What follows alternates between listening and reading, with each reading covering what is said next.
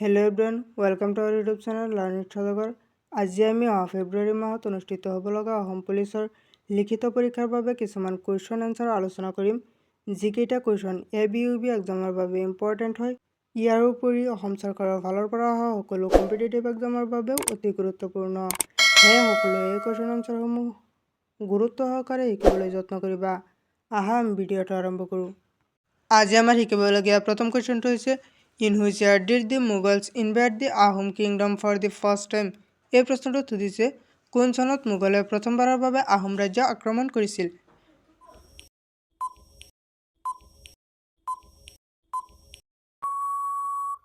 ইয়াৰ শুদ্ধ উত্তৰটো হ'ব অপশ্যন বি 1615 চনত। 1615 চনত মোগলে প্ৰথমবাৰৰ বাবে আহোম ৰাজ্য আক্ৰমণ কৰিছিল। Question 2 Where is the library for blind students in Assam located? এই প্ৰশ্নটোত সুধিছে অসমৰ দৃষ্টিহীন শিক্ষাৰ্থীসকলৰ বাবে থকা পুথিভঁৰালটো ক'ত অৱস্থিত।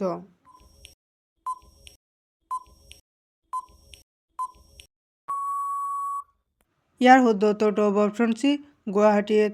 অসমৰ দৃষ্টিহীন শিক্ষাৰ্থীসকলৰ বাবে থকা পুথিভঁৰালটো গুৱাহাটীত অৱস্থিত। Question 3 Which district is called the cultural capital of Assam? এই প্ৰশ্নটোত সুধিছে অসমৰ সাংস্কৃতিক ৰাজধানী বুলি কোনখন জিলাক কোৱা হয়।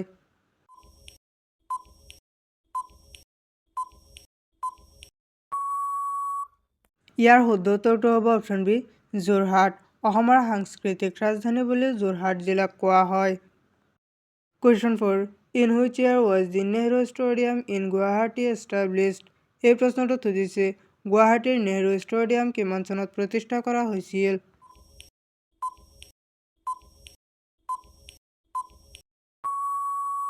ইয়াৰ শুদ্ধ উত্তৰটো হ'ব অপশ্যন ডি 1962 চনত। গুৱাহাটীৰ নেহৰু ষ্টেডিয়াম 1962 চনত প্ৰতিষ্ঠা কৰা হৈছিল। Question 5 Which district of Assam hosts the Jonbeel Mela every year? এই প্ৰশ্নটোত সুধিছে প্ৰতি বছৰে অসমৰ কোনখন জিলাত জোনবিল মেলা আয়োজন কৰা হয়।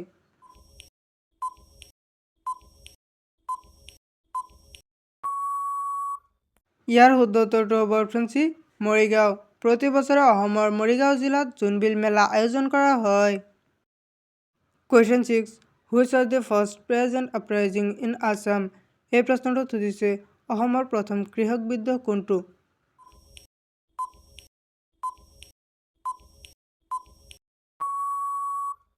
ইয়াৰ শুদ্ধ উত্তৰটো হ'ব অপশ্যন এ ফুলগুৰিৰ দাৱা।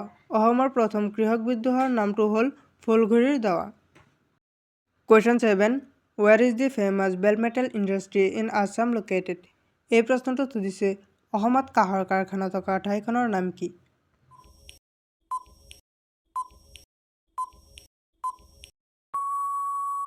ইয়াৰ শুদ্ধ উত্তৰটো হ'ব অপশ্যন বি সৰ্থেবাৰী। অসমত কাঁহৰ কাৰখানা থকা ঠাইখনৰ নাম হ'ল Sarthebari. Question 8 What is the length of the Bhupen Hazarika bridge? এই প্ৰশ্নটোত সুধিছে ভূপেন হাজৰিকা সেতুখনৰ দৈৰ্ঘ্য কিমান।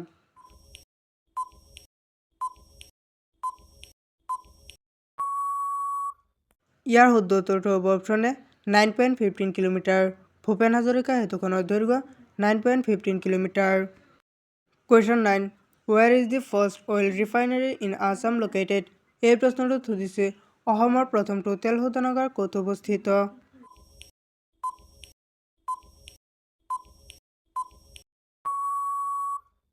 ইয়াৰ শুদ্ধ উত্তৰটো হ'ব অপশ্যন ডি ডিগবৈ। অসমৰ প্ৰথমটো তেল শোধনাগাৰ ডিগবৈত অৱস্থিত। Question 10 In which year was the Kamakhya temple rebuilt? এই প্ৰশ্নটোত সুধিছে কামাখ্যা মন্দিৰ কিমান চনত পুনৰ নিৰ্মাণ কৰা হৈছিল।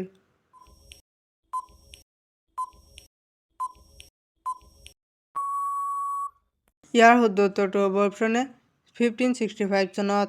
কামাখ্যা মন্দিৰ 1565 চনত পুনৰ নিৰ্মাণ কৰা হৈছিল।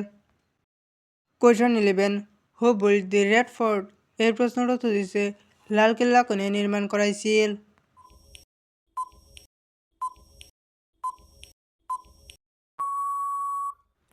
ইয়াৰ শুদ্ধ উত্তৰটো হ'ব অপশ্যন চি শাহজাহান। লালকিল্লা শাহজাহানে নিৰ্মাণ কৰাইছিল। Question 12 What was the popular name of Syed Shah Milan in Assam?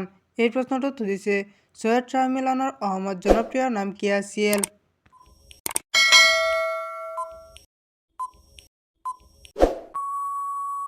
ইয়াৰ শুদ্ধ উত্তৰটো হ'ব অপশ্যন ডি আজান ফকীৰ। ছৈয়দ শ্বাহ মিলানৰ অসমত জনপ্ৰিয় নাম হ'ল Ajan Fakir. Question 13 Sati Sadhani was a queen of which dynasty. এই প্ৰশ্নটো সুধিছে সতী সাধনী কোন বংশৰ ৰাণী আছিল?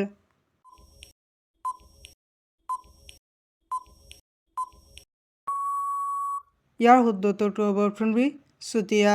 সতী সাধনী চুতীয়া বংশৰ ৰাণী আছিল। Question 14 Bhortal dance developed in which district. এই প্ৰশ্নটো সুধিছে ভোৰতাল নৃত্য কোনখন জিলাত বিকশিত হৈছিল?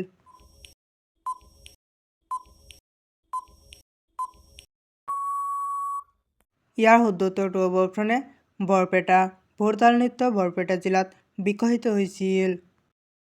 Question 15 what is the name of the fifth medical college in Assam. এই প্ৰশ্নটো সুধিছে অসমৰ পঞ্চমখন চিকিৎসা মহাবিদ্যালয়ৰ নাম কি?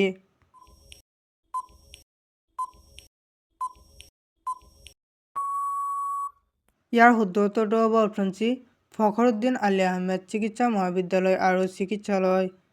অসমৰ পঞ্চমখন চিকিৎসা মহাবিদ্যালয়ৰ নাম হ'ল ফখৰুদ্দিন আলি আহমেদ চিকিৎসা মহাবিদ্যালয় আৰু চিকিৎসালয়।